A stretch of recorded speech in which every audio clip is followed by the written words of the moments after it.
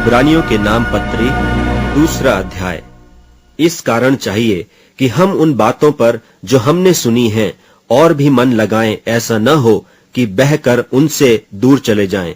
क्योंकि जो वचन स्वर्गदूतों के द्वारा कहा गया था, जब वह स्थिर रहा और हर एक अपराध और आज्ञा न मानने का ठीक ठीक बदला मिला, तो हम लोग ऐसे बड़े उद्धार से निश्चिंत रहकर क्यों कर बच सकते हैं, जिसकी चर्चा पहले पहल प्रभु के द्वारा हुई और सुनने वालों के द्वारा हमें निश्चय हुआ।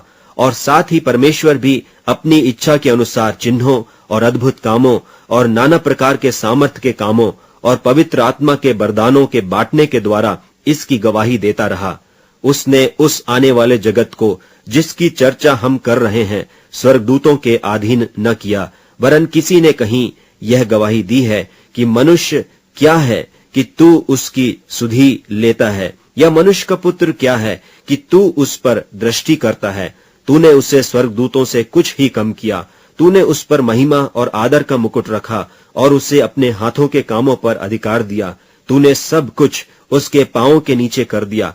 इसलिए जबकि उसने सब कुछ उसके अधीन कर दिया, तो उसने कुछ भी रख न छोड़ा जो उसके अधीन न हो। पर हम अब तक सब कुछ उसके अधीन नहीं देखते, पर हम यीशु को, जो स्वर्गदूतों से कुछ ही कम किया गया था, मृत्यु का दुख उठाने के कारण महिमा और आदर का मुकुट पहने हुए देखते हैं, ताकि परमेश्वर के अनुग्रह से हर एक मनुष्य के लिए मृत्यु का स्वाद चखे। क्योंकि जिसके लिए सब कुछ है और जिसके द्वारा सब कुछ है, उसे यही अच्छा लगा कि जब वह बहुत से पुत्रों को महिमा में पहुंचाए, तो उनके उद्धार के कर्ता को दुख उठाने के द्वारा सिद्ध करे। क्योंकि पवित्र करने वाला और जो पवित्र किए जाते हैं, सब एक ही मूल से हैं। इसी कारण वह उन्हें भाई कहने से नहीं लजाता, पर कहता है कि मैं तेरा नाम अपने भाइयों को सुनाऊंगा, सभा के बीच में मैं तेरा भजन गाऊंगा। और फिर यह कि मैं उस पर भरोसा रखूंगा।